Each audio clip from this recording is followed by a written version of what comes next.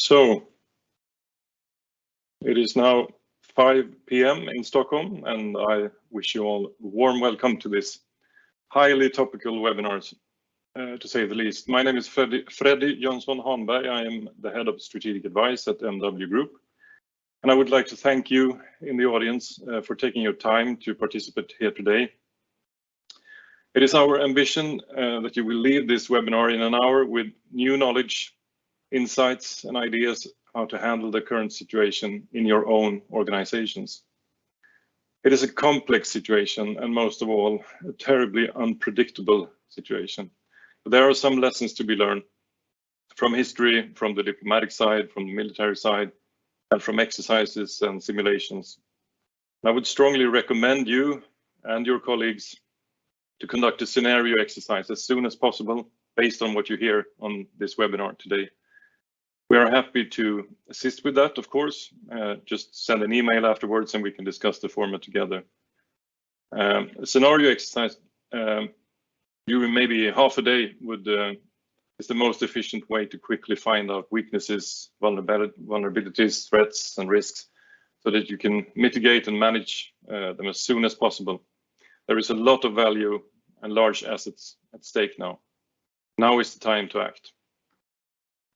We have more than 200 participants that has registered for this webinar today, and that means it's impossible to conduct a regular Q&A, but we have gotten some questions sent to us in advance, and I will come back to them in about 40 minutes. I have also given them to the keynote speakers in advance, so they will probably address them.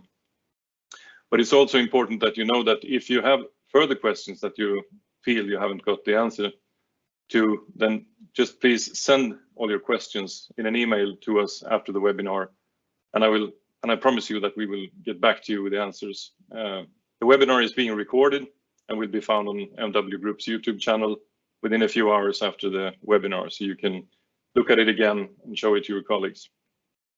So having said that, I will now introduce our keynote speakers. First, we'll listen to Mr. Stefan Wallin, speaking from Helsinki. He will start off in a moment. He's the former Defense Minister of Finland, followed by Lieutenant General Joseph Anderson, former Deputy Chief of Staff for the US Army, speaking from Washington. And then here in Stockholm, Johan Victorin, founder of and CEO of Intel Group. And finally, Hans-Tino Hansen, founder and CEO at Risk Intelligence, and he will speak from Copenhagen. So with that, without further ado, I would like to hand over the microphone to Stefan Wallin. Please, Stefan, the floor is yours. Thank you. Thank you very much, Freddie. And good evening to everybody. Greetings from Helsinki. Thank you for the possibility to address you this very special day, as things happening not very far from the Nordic countries.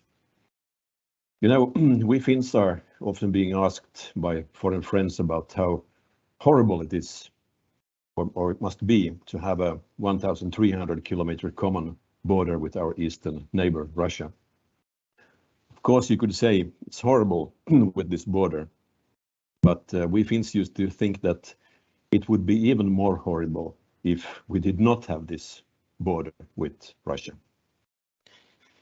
Now there's been a lot of focus on the border, or what's left of it, between Russia and Ukraine. I would like to start with a short recapitulation of what's behind the Russian behavior, the Russian mindset, or if you want, Putin's mindset. What we see right now is the culmination of a logical development as a result of Vladimir Putin's way of thinking. Putin's mindset is about geopolitics, it's about nationalism, power. His driver is to restore Russia's role, impact, and reputation in the world. The Russia he inherited in year 2000 after Boris Yeltsin was a weak shadow of its past. During Yeltsin's time in power, the corridors in Kremlin had smelled of a combination of vodka and expensive cologne water from the oligarchs. The Russian economy was in a poor condition, and the weak Russian political interest for life outside its own borders made it possible for former East Bloc countries, as well as the Baltic countries, to join EU as well as NATO. Putin's general idea has been to to restore Russia's lost position as a superpower in all fields: politics, military, culture, sports, and so forth. He wants the world to take Russia seriously, listen to Russia's voice, respect Russia's interests, history, capabilities, with a taste of fear. Therefore, Russia is said to be unpredictable. That's not totally true. Almost everything that Russia does or does not do can, from public sources, be tracked to the near past. In this context, and I repeat, in this context, it seems more rational than irrational what Russia does. Putin's speech in Munich, the Munich Security Conference in 2007, that is 15 years ago, was a very clear message: anti-USA, anti-NATO, pro-Russia, pro-Russian history. Putin concluded, and this is a quote, "Russia is a country with a history that spans more than 1,000 years and has practically always used the privilege to carry out an independent foreign policy. We are not going to change this tradition today." End of quote, Vladimir Putin, 2007. Then happened the war against Georgia the next year in 2008, the hijacking of Crimea, 2014, aggressions in eastern Ukraine, and now the huge military operation and what Putin calls peacekeeping on the pro-Russian and separatist-controlled areas. So we are on the brink of war because of Russian nationalism and retro-romantic idealism, blind power politics, and the belief that spheres of influence are still possible. It has not primarily to do with Russia, that's what we see right now. Russia, with its EU and NATO ambitions, is a poor tool, a jolly good excuse. The big picture is Russia's pride and still lost pride. As Putin said on Monday in his speech, that he admires Stalin's time in power, a time of unity. Well, not to forget Putin's own ego. The ongoing operation is, as we know, being carried out by a leader who has made himself irreplaceable by faking election results and changing the constitution that no longer limits the number of consecutive presidential terms. Now he could rule up to 2036 if he stays alive. This is at least one part of the background explaining why we are here today. We must believe, of course, that some kind of diplomacy, common sense, can still make a difference. But we can't be sure about that, at least not after the past 2 days. Everything between a full-scale war to Russian withdrawal is possible, and everything in between. The Finnish President Sauli Niinistö has a personal hotline to the Kremlin as well as the White House and has tried to mediate. But Putin has a strange way of saying thanks for the efforts. On Monday, Putin said that Lenin made a mistake in 1917 when allowing independence to neighbors. One of them, not mentioned by name by Putin, but still was Finland. From a Nordic perspective, we have all reasons to be worried. A war in Central Europe with two superpowers involved can only affect security and stability in the whole continent in a negative way. War and sanctions is a bad combination. The diplomatic path should be a possibility, maybe a winning brand for the Nordic countries who have produced so many UN Secretary Generals and Nobel Peace Prize winners over the years. But now it's not about facing rational argumentation, rational behavior. More muscles than just the Nordic ones are now needed. If EU, the OSCE, and the US diplomacy can't manage now, there is unfortunately very little hope for diplomacy left. The UN Security Council is once again, as we know, a teethless paper tiger thanks to the veto.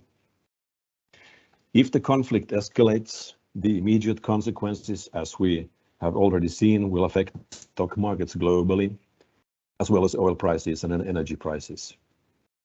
The heaviest form of EU and US sanctions to be used as the next step could be devastating for Russia, but would also make companies and business in EU countries and the Nordics suffer. It goes without saying that the more business you do with Russia, direct or indirectly, the more risks you are facing right now. We have experiences. The sanctions after Crimea caused immediate severe damage for many companies, but the permanent losses are limited, of course, with some exceptions as always. New markets and possibilities have appeared, and also other reasons, such as the weak ruble and unstable operation environments in Russia, have been maybe even more fatal than the sanctions. After the invasion of Crimea in 2014, the Finnish milk and cheese giant Valio lost 400 million euros just overnight in selling. They had to dump surplus stocks of cheese to the Finnish market for €1 each.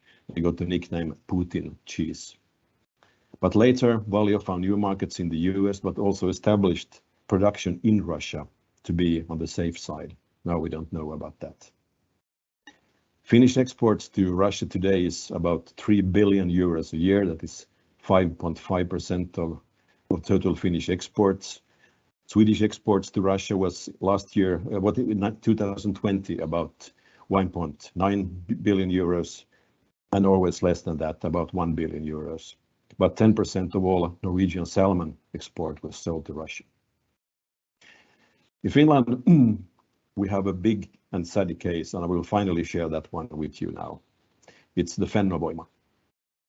That's a nuclear power plant planned to be built in the northern parts of Finland in Pyhäjoki. The project is already underway. 38%, almost 40% of the company in charge of the project is owned by Rosatom, the Russian state-controlled company, 38%. Rosatom will also deliver the nuclear reactor technology and supplies. It was not meant to be this way. The biggest owner of Fennovoima was originally, in 2009 and 10, the German energy giant E.ON. The reactor was supposed to come from the west, possibly Toshiba. But it all changed in 2012 when E.ON got cold feet and withdrew from this 7 billion euro project and eventually sold its shares to Rosatom. Now, as you can understand, things have come into a new light. The Finnish Ministry of Defense has serious concerns about the project and has asked for official investigations on the project's security and political implications. The project has already been delayed because of Rosatom's inability to deliver needed reports. The plant should have been up and running in 2024. Now it's going to be earliest 2029, if at all. A huge part of the rest of the shares in the company are owned by small Finnish local energy companies and other enterprises in need of energy around in Finland. Many are now trying to sell their shares, but you can understand the market is very limited right now. Many subcontractors are worried about what will happen. The government in Finland will soon have to decide about the final permission to start the building of the Rosatom reactor. As you can understand, that's going to be a very tricky one. I think I will end here and we'll have a good discussion later about these topics. Thank you. Thank you very much. And as I said before, we have had some questions sent in advance to us, but we will come back to them later. And first, we would like to listen to Joe Anderson. Please, Joe, the floor is yours. All right, thanks, Freddie, and hello, everyone, and thanks for joining us, and thanks for letting me join you all from Washington. My focus of this evening's discussion is on large-scale combat operations and what the implications are from a force generation perspective in Europe. And I think first and foremost, what's important to realize is everything we've learned to this point, how we learned, is much, much different from a counterinsurgency, stability, and support operations perspective in Iraq, Afghanistan, or Syria. So the force buildup, I'm sure you all understand at this point, is totally in support of NATO partners on bordering countries. And how we learned what the impacts are going to be. I'll walk you through those quickly, and then I'll give you about 8 points of what we've learned in terms of friction points and what it's going to mean for all of Europe. And I think you're very familiar with how this all began, Cold War days, and what we learned via reforgers, which was massive deployments to demonstrate force presence. And this was all from a force generation, power projection perspective, how that evolved to Partnership for Peace in the 90s when the wall came down and how through partnerships very much similar to what's happening as you're watching today, how that built capabilities in and around the region. That migrated towards Operation Atlantic Resolve, which was a rotational brigade focus with many enablers, but once again to demonstrate capabilities. And then that quickly evolved into the Enhanced Forward Presence mission, which was the NATO deterrence mission throughout the Baltics between Lithuania, Latvia, Estonia, and of course Poland, spread across the lead nations of the UK, Canada, the Germans, and the US. And those were all based on battle groups.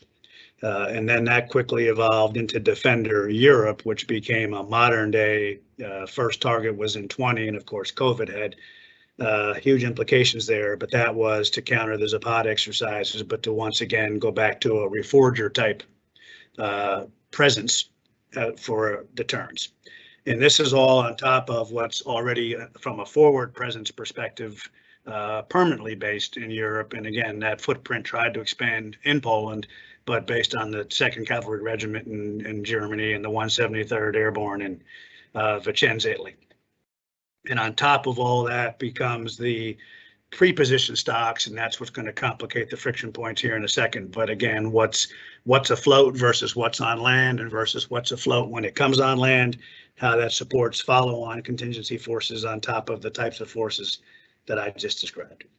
So that's how we learned everything here since early 80s. And now I'll give you some of the specific points that are going to affect what the topic of today is and how this affects private sector.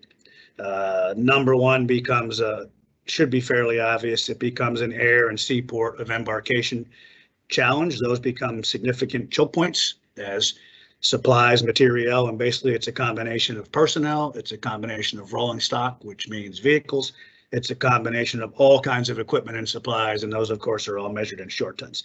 But that becomes a huge friction point around Europe as this stuff flows into theater. Next becomes the challenge on lift, different word, transport, combination of sea and air of how it all gets there. That is a combination of government assets as well as commercial contract assets, and that does put a strain on the system, and that could have impacts on freedom of movement and freedom of navigation as a side effect as well. Next becomes the actual lines of communication, and in simpler terms, roads and rail, and those become, again, congestion, backlog, throughput challenges, and of course, when you're talking on the rail, which has been a challenge for a long time, is the challenges of gauge, differences of gauge, and transportability, let alone the environment, weather, bridges, other choke points that create challenges. Another one, which you would think would be a more simpler one that fix over time, but has not, has been the border clearance issue and how you get access and freedom of movement to make sure, again, you are not being backed up at border crossings, which again affects many entities, none the least is commercial. One of the questions that was thrown at us was the supply chain stuff, and of course, this becomes the fifth friction point, and that is competition for challenges for classes of supply. The easier ones to figure out why are more difficult. Stefan just mentioned fuel, energy, but bulk fuel, bulk water as a minimum. Then you've got a variety of other things, again, from everything from food to barrier material to end items, vehicle swap outs, ammunition swap outs, and don't forget that becomes a two-way. As you sustain operations, that becomes a backhaul challenge as well as a forward throughput challenge as you're bringing stuff back out for battle damage repair, shelf life issues for things like ammunition. Next becomes number 6 is maintenance, and that becomes a big challenge in terms of parts. And of course, you're already watching an exacerbated stretch system for microchips and those types of technologies and what that means in terms of a demand and a supply. And of course, again, in this particular case, sustained operations when those things go bad. The next one, which is a very large one, is the basing and staging. And this becomes a huge drain on infrastructure. And again, that's a geography challenge as well as, again, in facilities, energy, goods and services, how much of that can be contracted, and again, how much does that put a drain on what other folks are trying to do commercially in other places. But these bases, as you all know, become pretty much mini cities, very similar to mini cities and what their requirements are, and that's a big drain on, again, space, resources, assets, etc. And the last one I'll just throw out there now, and that'll be enough, I think, to get us on track here. It is NATO standardization, and one of the problems we've had with that is trying to reinvigorate that. Post-Cold War days, that hasn't gone so great, as demonstrated in things like enhanced forward presence, but the more diversity of line items and quantity, when you have less standardized kit, that puts more strain on the supply chain and challenges, again, from everything from a quantity to parts to transportation assets. So I think that should be a pretty good start for food for thought, and Freddie, I'll pass it back over to you. Thank you. Yeah, that's a pretty good start. So now Stefan has painted the picture of the sort of diplomatic landscape and what is to be expected from the Russian side. Joe made an excellent overview over what it means if there will be large-scale combat operations in the vicinity of Europe. And Johan, I know that you have a number of known unknowns and maybe some unknown unknowns, but please, the floor is yours. Thank you very much, Freddie, and good evening, everyone. Pleasure to speaking to you about this subjects with sanctions, and we have seen a lot of lawfare taking place the last decade, ranging all the way from the GDPR from the EU, of course, to protect citizens, but also to raise barriers from competition, to the Chinese intelligence law, coercing people to cooperate with Chinese intelligence. And now the Chinese also have introduced a kind of supra GDPR that makes it very difficult to transfer data from China to the rest of the world. So we have seen now the first package of sanctions going in. Individual sanctions, not much really effect, I believe, because they have been preparing to absorb these kind of things. And US, for example, sanctioned the individuals that the British sanctions yesterday, so they are already on sanctions list, and not much effect from that. But doing business then with Russia, as Stefan mentioned before, will of course affect companies directly from the beginning. The Russians are, as I said, very well prepared. They have a gold reserve for $630 billion. They have a low debt. So this first package is not that very much from a Russian point of view. So they could then match the second stage if they were to go into Donbass and to seize that territory. Then you can see a higher lift up of sanctions directing against the biggest banks in Russia. The Western world have been hesitant so far to do that because that affects Russian citizens. But coming into that sphere, you have to see which banks are good enough to sanction that, because you have problems here going for sanctions against Sberbank, which is the largest bank in Eastern Europe, would be a counterblow to yourself and your own countries. So that will be doing with a lot of appreciations before doing these sanctions. The next level is export controls, and that it could be then to control the export of, for example, semiconductors has been mentioned, and that could be a real blow for the Russian industry, because the alternatives that are Chinese, and they are behind US and especially behind South Korea and Taiwan at the moment. So that would be a less effect for Russia, and we could see that they have tried to make sure that they have their own industry in order to produce chips, but that is a long way to do that. But what's interesting is Russian counter-sanctions. We have agreed to not go into energy sanctions from the Russian side because that is entirely own seminar. But just to mention a few areas where the Russian could strike back is in metals with palladium, affecting the automotive industry.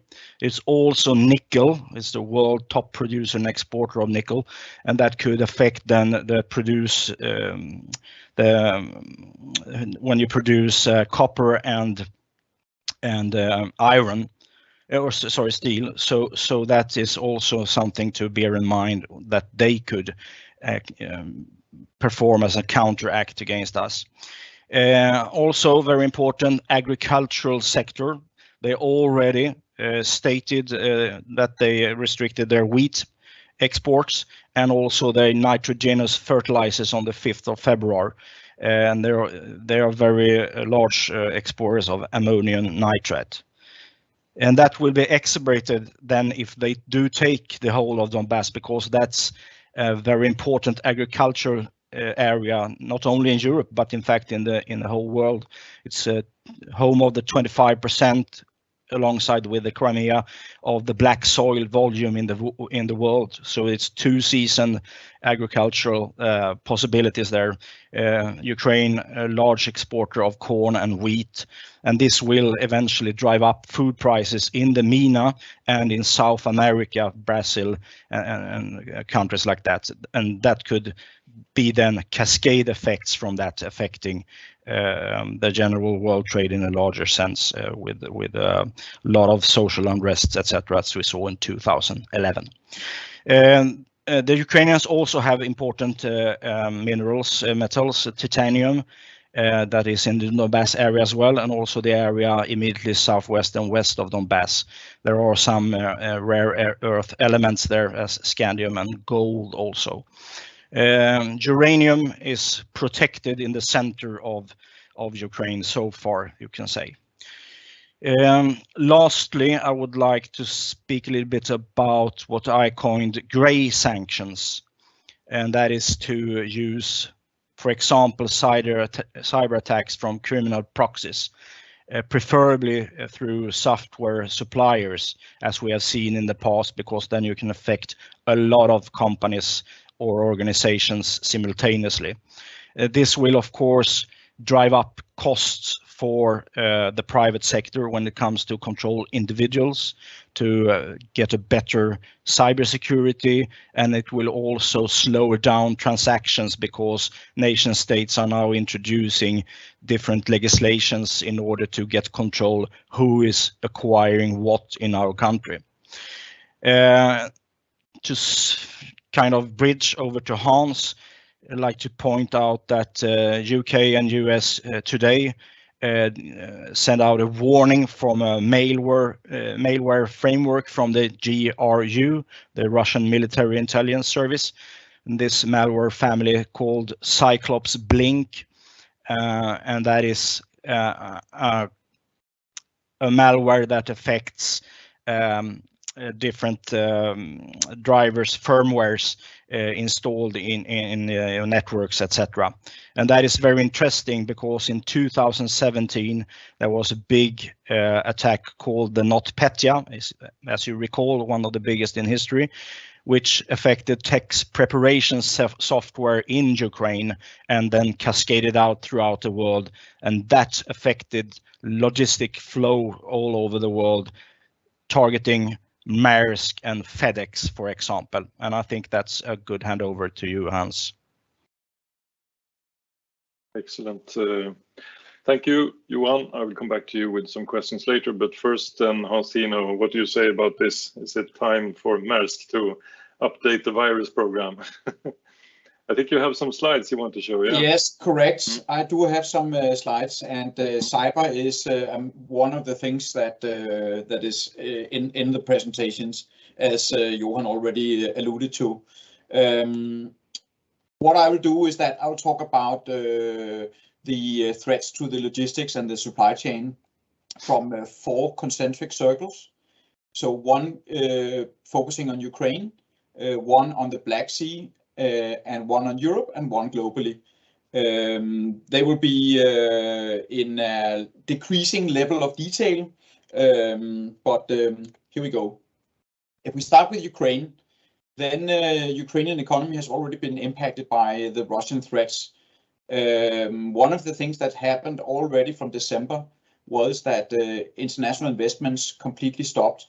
That is, of course, having a big effect on development of businesses and leisure and industries in Ukraine. And of course, now it won't be better, at least for the time being. Imports have been increasingly difficult by sea, mainly because of Russian nav warnings, because of so-called exercises that have been decreasing freedom of navigation for ships. If we look at the actual and potential impact on Ukraine, on the left-hand side, you have ports, maritime operations, airports, railroads, communication, and trucking. Then you can say that right now we are still, except for the contact line between the two so-called republics, Russian recognized republics, and the rest of Ukraine, where they have kinetic contact, then the rest of the kind of operations ongoing are cyber and potentially hybrid operations. And if we look at ports, they are being hit by cyber attacks. If we go to military level, so if the Russians go kinetic, then they could be attacked by airstrikes. They could also have sea mines deployed, and you can have amphibious operations and similar. Sanctions, as Johan mentions, will also impact on the Ukrainian ports, mainly due to sanctions against Russia, because there is trade between Russia and Ukraine. There is also transit trade between Russia and Ukraine, and there are container lines that go to Russia and then to Ukraine. If we look at the maritime operations, then on the sanctions side, they could also have an impact from crew changes, because there are crews on many ships in the world that are Russian, partly Ukrainian, sometimes mixed. If there is a ban on payments in US dollars, ultimately that will also have impact on shipping and maritime operations. I won't go through all of them. It's just to say that there can be impact on different levels with different modes of transportation and communication. One of them being with trucking, that for instance you can have huge queues lining up at the border of Ukraine because of cyber attacks against, for instance, customs clearance systems that could have a big impact. On the sanctions side, there could be less transnational traffic, just like on the maritime side, there is transnational traffic through Ukraine from Russia and from Asia, actually. If we then go one step further in the circle and look at Ukraine, Russia, and the Black Sea, then all Ukrainian ports are obviously in the Black Sea and therefore impacted by anything that the Russian Navy and military chooses to do. On the Russian side, there is substantial trade through Novorossiysk at the Black Sea, and also through the inland waterways, for instance, the Don River that connects all the way to the Caspian Sea. Trade in the Sea of Azov. The Sea of Azov is the area, the sea zone right here on the border of the Ukraine concentric circle. That is very limited after the Kerch Bridge construction, and mostly Russian. As mentioned, a large percentage of Russian and Ukrainian seafarers, they are actually originating from this area, from the Black Sea area. Impact from sanctions are difficult to judge, but will be severe for Russia in the end if they continue the path they are on right now. If we then look at the area, and I won't go through all of it, it's just to say Ukraine, we already looked at that. We could actually, if we go to Russia, we could have in a kinetic situation, so an enhanced or kind of continued invasion of whatever sort and scenario it'll be. We could look into possible Ukrainian retaliation with special forces or with mines on Russian ports. Otherwise, Ukraine also have a cyber capabilities, so they could attack back with cyber attacks against ports, airports, railroads, and so on. One thing that is important that you probably also saw in some of the clips on television or on Twitter is the movement of military on roads and railroads, which of course takes up a lot of capacity, something that Joe already alluded to, and something that I'll return to in just a short moment. If we look at other countries in the Black Sea region, there can be some impact, or basically indirect, from sanctions against Russia, which would mean less trade in the region, which could impact port operations and maritime operations also for the neighboring countries. If we look at communication, for instance, there may be cyber attacks from Russia against those countries that are NATO countries or NATO partner countries in the area. If we then move to Europe, then the railroads are at a very high level of capacity, about 99%, which transports 15% of the modal industrial volume in Europe. Roads are congested already, especially in Germany. Ports are being impacted by the global supply chain challenges that we all know of. If we want a Sony PlayStation or something similar. Impact from sanctions are difficult to judge, but may be severe in some areas. If we look at Europe, then in the current situation, trade is largely unaffected, except for the uncertainty and decisions that are fueled by uncertainty. Energy, gas imports already down. Raw materials is largely status quo, except for the supply chain issues that we already addressed that has nothing to do with the Russia-Ukraine crisis.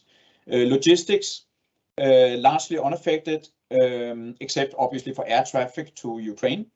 And maritime has some restriction in northern Black Sea, as already discussed. Some ship owners are already avoiding the Black Sea. You see down on finance, you have interest rates and stock markets that are impacted, especially because of uncertainty. If we have a scenario with an escalation, we will see a different decrease in trade volumes and probably, especially on energy, as we discussed earlier, decreased supply from Russia on raw materials, and I'll get back to that in a moment. And then we may have movements of NATO troop movements, as Joe mentioned, that will actually take up a lot of capacity on rail and ports. And I have an example in a moment. We can also may we may see cyber attacks against communication and finance and logistics from the Russian side. Full-scale invasion of Ukraine, not necessarily the full of Ukraine, but actually a full-scale military operation.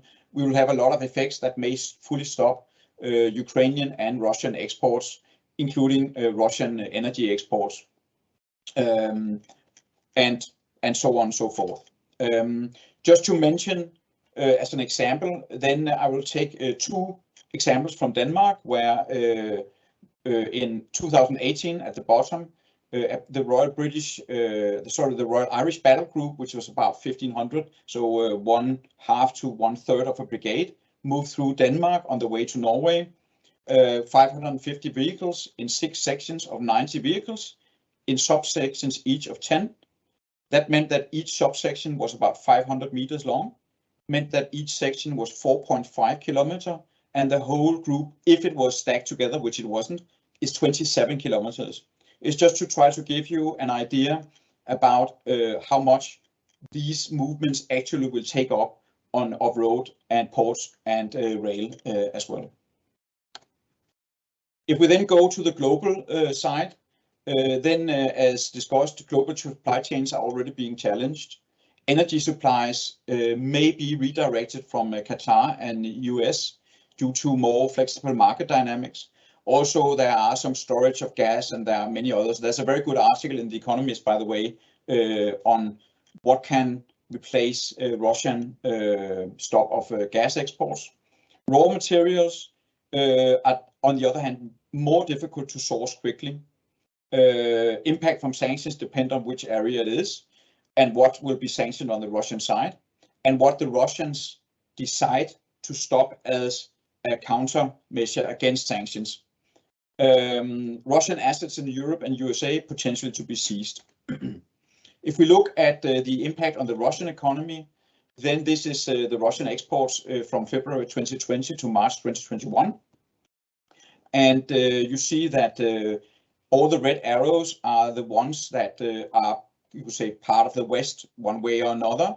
You may actually argue to include South Korea, but in this, it's about up to $135 billion in exports per year, and about 40% of the total Russian exports that is at risk at that moment.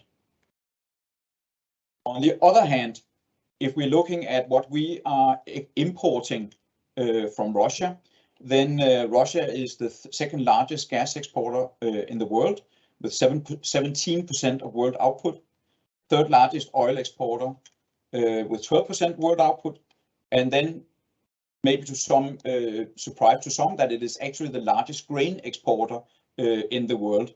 And as Johan alluded to, then if they also get control of the whole region of Donbass, they will actually sit on a lot of grain production worldwide. As also mentioned by Johan, largest mineral fertilizer exporter in the world. And then we come down to the minerals and metals, third largest aluminium exporter, third largest gold exporter. I think we can live without gold, at least for some time. But then at the bottom, you have second largest platinum exporter in the world and largest palladium exporter in the world with more than 20% of world output. If we then look a little bit further away to Asia, and now this is China I'm focusing on, then ship-based logistics will largely be unaffected because they go, we say, outside the area of conflict. Air cargo will be largely unaffected, except for rerouting over, obviously, Ukraine, parts of Russia, and Belarus. Train-based logistics, however, may come to a complete stop. That is not a big area, but it is being used. Actually, air cargo is much bigger than train-based logistics that you see. That's all that what I had for now. Thank you. Thank you, Hans-Tino. Excellent. And I think actually you have already answered the questions that we got sent in advance about how the flow of goods from Asia would be affected, and also increased inflation. Maybe something you can say something about the freight rates and container prices. How will they be affected? Even, I mean, they are already affected after the pandemic, but what do you say? If we're talking about freight from Asia, then it won't be impacted directly from all of this. You could actually say that if there will be a recession because of the crisis, then it will decrease trade and thereby rates will go down. However, I don't see that because we still have a deficit on the supply side, which means that the problem that we have already won't go away. It may be reduced somewhat by this. It depends on how big the crisis will become, and it's difficult to actually to tell. But I don't see it will increase because of this crisis so far. Okay, thank you. Just one more comment. I don't think you addressed the challenges regarding the winter wheat. Did you say anything about that? Because I mean, you have the largest producers of winter wheat are. Besides Russia and Ukraine, also Kazakhstan and Romania, and that makes it sort of twofold, that both these countries are affected by the crisis and the conflict, and that it's also the main bulk of that good is transported out of the Black Sea. So I mean, it's a twofold risk there. Have you thought anything about that? Yes, I didn't want to go into it because Johan already mentioned, and as Johan mentioned, the main trading partners for grain is not Europe. It's South America, it's Africa, to some extent Asia. But you're right, it is seaborne. Obviously, you cannot transport grain in other sensible ways, at least to these places. And so that will have an impact on the grain export and will have an impact on grain world market price. And I think that for many of the other commodities I mentioned, there will be an impact on the world market price. Thank you. So then I will go over to Johan. I go sort of backwards back and end up with Stefan. Just a reminder to the audience that we got some questions sent in advance to us, and you can also send in your questions afterwards, and we will try to answer them as best as we can. Johan, I think you have already addressed in one way or another the questions that got sent in advance, but there's one question that I don't think that you addressed, and that is how if we look at Russian-owned companies in Europe, and there are some famous examples. Stefan mentioned a few of them. We have some in Sweden as well. But are they sort of will they be affected in some way regarding the discussion you had around sanctions, and how will they act, so to speak, if they are a quite important player in a nation? What will be their modus operandi, so to speak? Can you elaborate a little bit on that? No, it takes us into the energy sector then, which is in time. But for example, then to reduce the flow of energy in whatever form will affect Western Europe is not that very well situated at the moment when it comes to gas supplies. We have to switch then to LNG, for example. That is only the UK, the France, and the Spain's that has capacity in larger volumes to take that, but Spain doesn't have the pipelines to distribute that through the rest of Europe, for example. We also know that gas is used for important industries to make turbines going, so that could affect, for example, an aluminium industry, for example. If it comes to Russian private-owned companies, I'm only aware of Yandex, which is situated in the Netherlands, and there might be some clients to them that has cloud service from Yandex, but apart from that, I don't see that really. Then I think it's more on the individual basis that you're situated in a position where you are a good venue for Russian intelligence, and they might coerce or bribe you to do things for Russia. Yeah, and that drives friction. It sure does. Great, thank you for a good answer, clarifying. I would then go to Joseph Anderson. Are you with us? Joe. Joe is here. Yeah, great. I have some follow-up questions for you. I think you actually very well addressed all the questions that we got in advance, but could you elaborate a little bit? Because I mean, you mentioned the sort of logistic footprint and what it means to transport that large amounts of troops through Europe, and that has been exercised, etc. But then you touched upon, but I would like you to elaborate a little bit on the procurement aspect, because we have in Luxembourg, we have the NATO Support and Procurement Agency, and their sort of main business idea is to sign up contracts with a lot of private contractors that should be sort of ready when something happens. And so that is how the contracts are designed.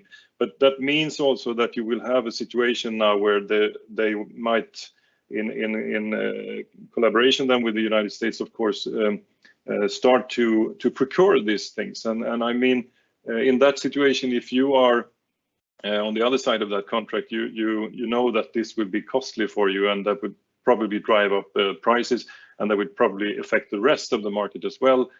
We have been touching upon the different petroleum products, etc., but that everyone uses. Also the same for food, of course, that everyone needs, and transport, not least.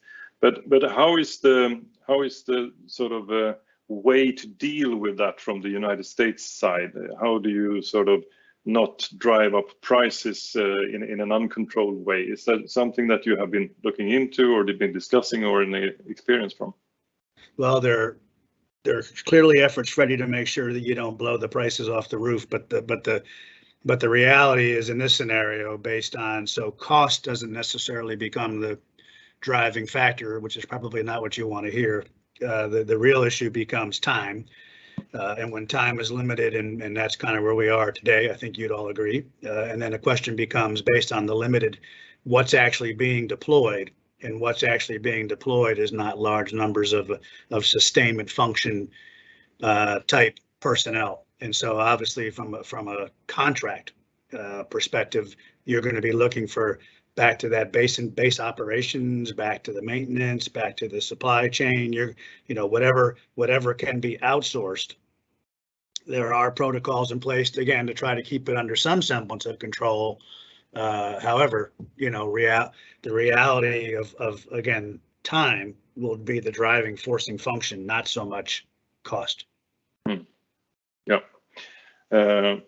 I think I totally agree with you, and I think that the time is the most important factor here, and I think that that will also be clearly communicated from the different parties, and I think it would be done in collaboration with the European Union as well.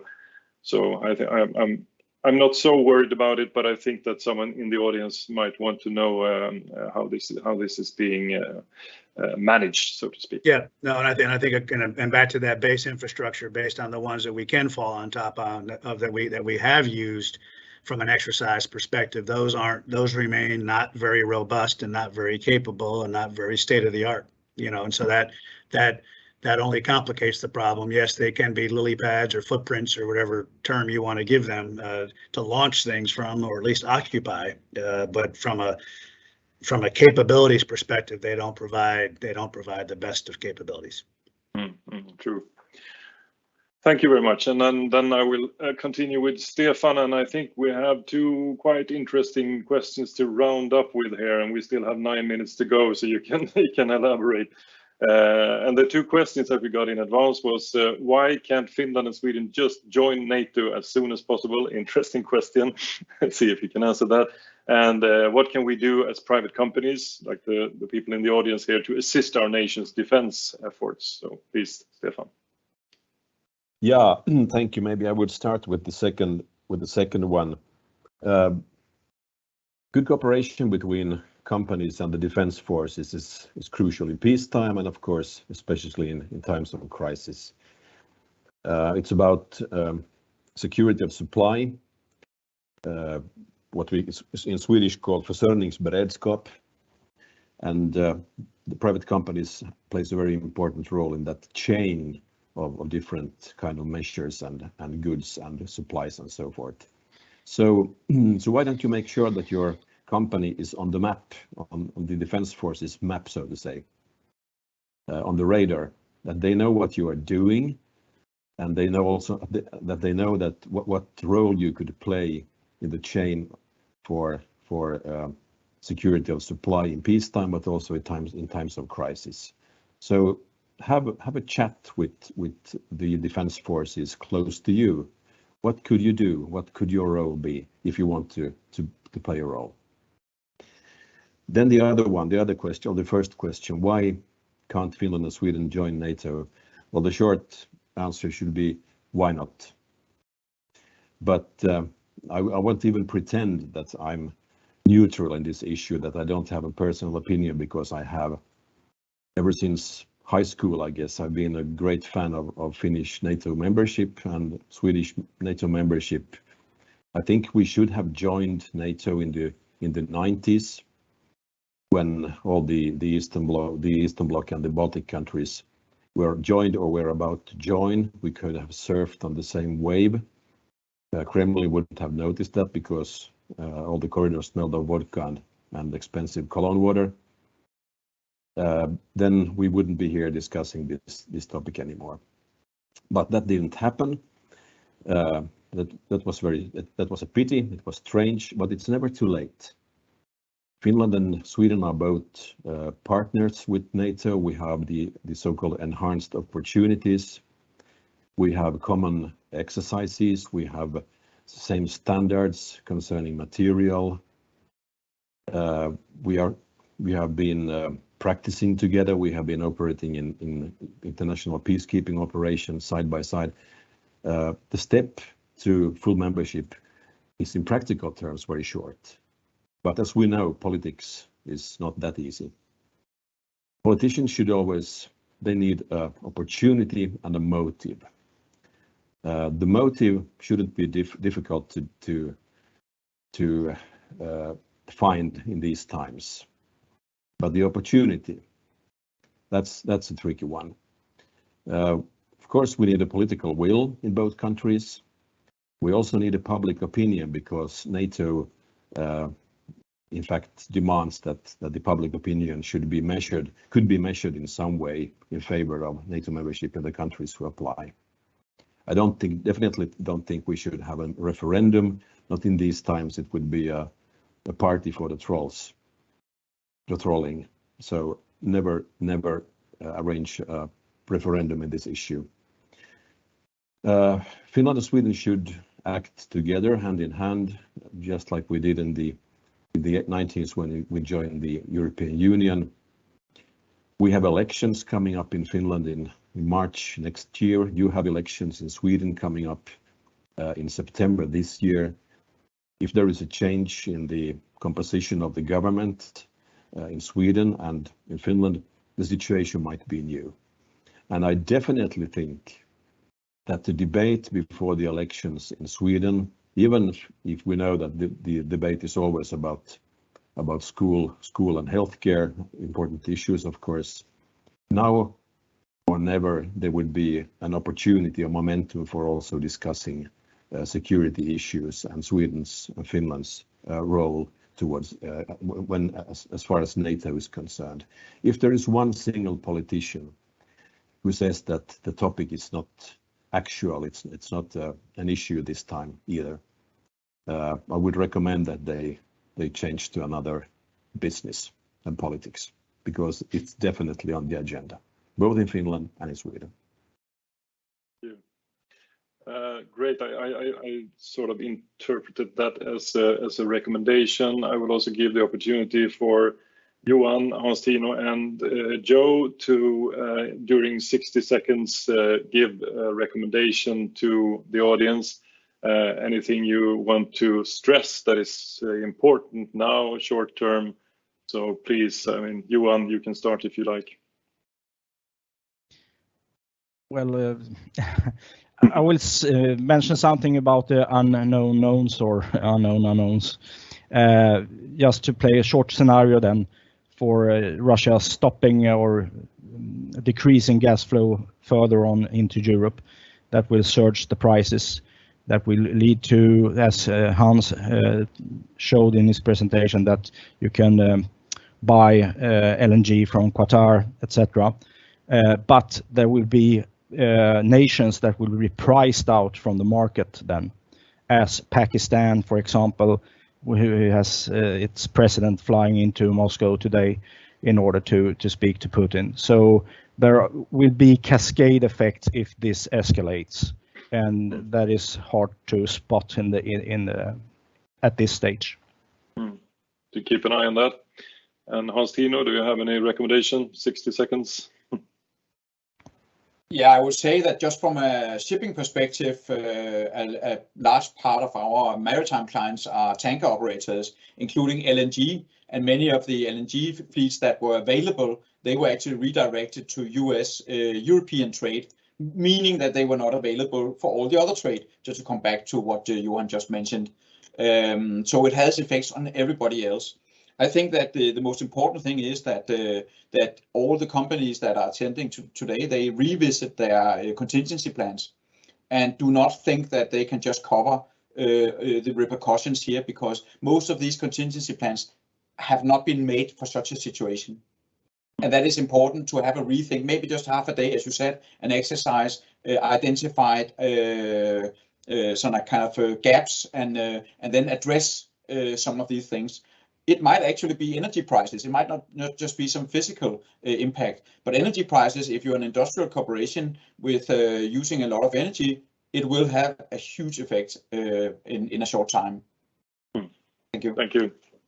Joe, your 60 seconds, the last 60 seconds of this webinar. What are your recommendations?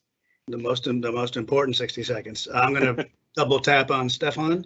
Private companies need to be very clear on what their company identity is and what their value proposition is. And that has to be understood both within government and by partners. And I go to the second point of that. It is understanding partnerships and what you gain from a government to business or a business to business relationship.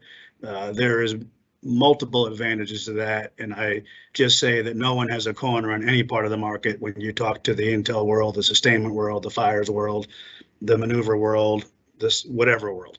And that leads into my last point. It is the value of alliances, and the same comment is made about what nations contribute. And, you know, being part of a 26 nation coalition in Iraq, as a chief of staff, being a commander of a 48 nation alliance in Afghanistan, to include Swedish officers, it's understanding what each nation brings to the fight, that everyone contributes. Size does matter, but capability matters more. And then there is strength in numbers. And by the collective energy of everybody and contributions, you are much better off than a piecemeal independent effort. And that would be my 60 seconds. Thank you. Thank you. Excellent ending of this webinar. And by that, I would like to thank you for participating in the audience, and also thank excellent keynote speakers, excellent ideas and insights. And we have a lot of things to do right now. So, and the last recommendation from me is to, if you have any questions, if you have the need for assistance to conduct an exercise during half a day or something like that, just send an email. Just very simple reply on the email that you got the link to this webinar on. So thank you very much. Take care. See you. Thank you. Thank you. Bye-bye. Bye-bye.